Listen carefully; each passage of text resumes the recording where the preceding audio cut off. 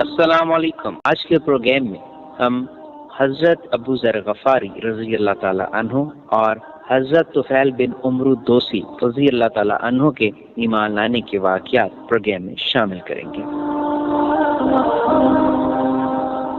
ذکر 10 نبوت میں رسول اللہ صلی اللہ علیہ وآلہ وسلم طائف سے مکہ تشریف لائے اور یہاں افراد اور قبائل کو پھر سے اسلام کی دعوت دینی شروع کی۔ چونکہ موسم حج قریب تھا، اس لیے فریضہ حج کی ادائیگی کے لیے دور و نزدیک ہر جگہ سے پیدل اور سواروں کی آمد شروع ہو چکی تھی۔ رسول اللہ صلی اللہ علیہ وآلہ وسلم نے اس موقع کو غنیمت سمجھا اور ایک قبیلے کے پاس جا کر اسے اسلام کی دعوت دی، جیسا کہ نبوت کے چوتھے سال سے آپ صلی اللہ علیہ وآلہ وسلم کا معمول تھا۔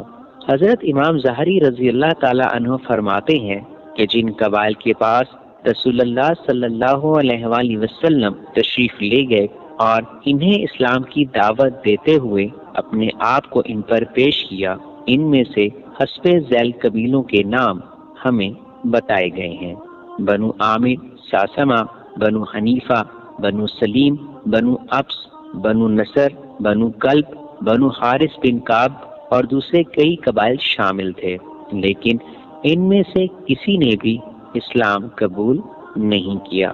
پھر بیرون مکہ کچھ افراد پر بھی اسلام کو پیش کیا گیا، جن میں سے اکثر نے قبول کیا۔ ان میں سے 2 افراد حضرت ابو ذر غفاری رضی اللہ تعالی عنہ اور حضرت طفیل بن عمرو دوسی رضی اللہ تعالی عنہ کے قبول اسلام کے واقعات قابل ذکر ہیں۔ جہاں تک حضرت ابو ذر غفاری رضی اللہ تعالی عنہ کا تعلق ہے تو یہ یثرب کے اطراف میں سکونت پذیر تھے۔ جب سعید بن سامت اور ایاس بن معاذ کے ذریعے یثرب میں رسول اللہ صلی اللہ علیہ وآلہ وسلم کی بعثت کی خبر پہنچی تو یہ خبر حضرت ابو ذر غفاری رضی اللہ تعالی عنہ کے کان سے بھی ٹکرائی اور یہی ان کے اسلام لانے کا سبب بنی۔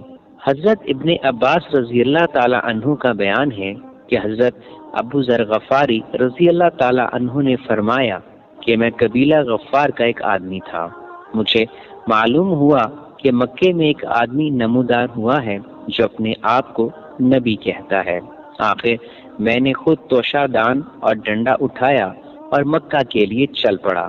وہاں پہنچ تو گیا، لیکن آپ صلی اللہ علیہ وآلہ وسلم کو پہچانتا نہ تھا اور یہ بھی گوارا نہ تھا کہ آپ صلی اللہ علیہ وآلہ وسلم کے متعلق کسی سے پوچھوں۔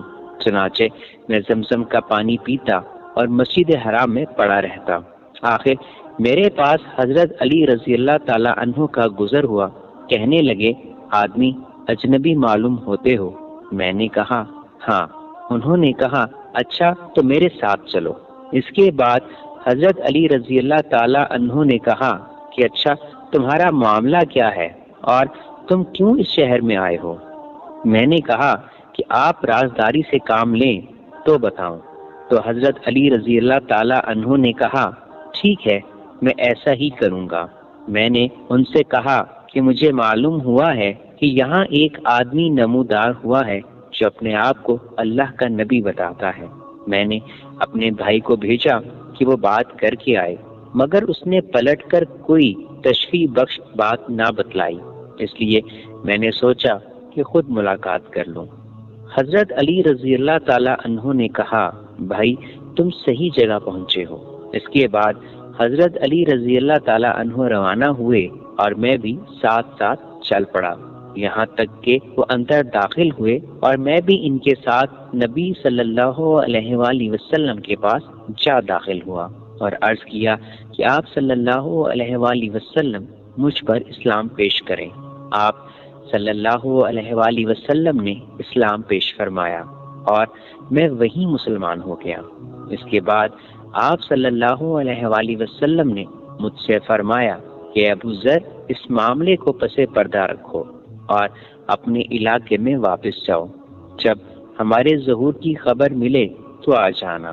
میں نے کہا اس ذات کی قسم جس نے آپ صلی اللہ علیہ وآلہ وسلم کو حق کے ساتھ مابعوث فرمایا ہے، میں تو ان کے درمیان پابند دل سے اس کا اعلان کروں گا۔ اس کے بعد میں مسجد حرام آیا، قریش موجود تھے۔ میں نے کہا، اے قریش کے لوگوں، میں شہادت دیتا ہوں کہ اللہ کے سوا کوئی معبود نہیں، اور میں شہادت دیتا ہوں کہ محمد صلی اللہ علیہ وآلہ وسلم اللہ کے بندے اور رسول ہیں۔ لوگوں نے کہا کہ اٹھو، اس بے دین کی خبر لو۔ لوگ اٹھ پڑے اور مجھے اس قدر مارا گیا کہ مر جاؤں، لیکن حضرت عباس رضی اللہ تعالی عنہ نے مجھے بچایا۔ انہوں نے مجھے جھک کر دیکھا، پھر قریش کی طرف پلٹ کر بولے کہ تمہاری بربادی ہو، تم لوگ غفار کے ایک آدمی کو مارے دے رہے ہو، حالانکہ تمہاری تجارت گاہ اور گزرگاہ غفار ہی سے ہو کر جاتی ہے۔ اس پر لوگ مجھے چھوڑ کر ہٹ گئے۔ اسی طرح حضرت طفیل بن عمرو دوسی رضی اللہ تعالی عنہ کا واقعہ ہے۔ یہ شریف انسان شاعر، سوجھ بوجھ کے مالک اور قبیلہ دوس کے سردار تھے۔ ان کے قبیلے کو بعض نواحی یمن میں امارات یا تقریباً امارات حاصل تھیں۔ وہ نبوت کے 11ویں سال مکہ تشریف لائے تو وہاں پہنچنے سے پہلے ہی اہل مکہ نے ان کا استقبال کیا اور نہایت عزت و احترام سے پیش آئے۔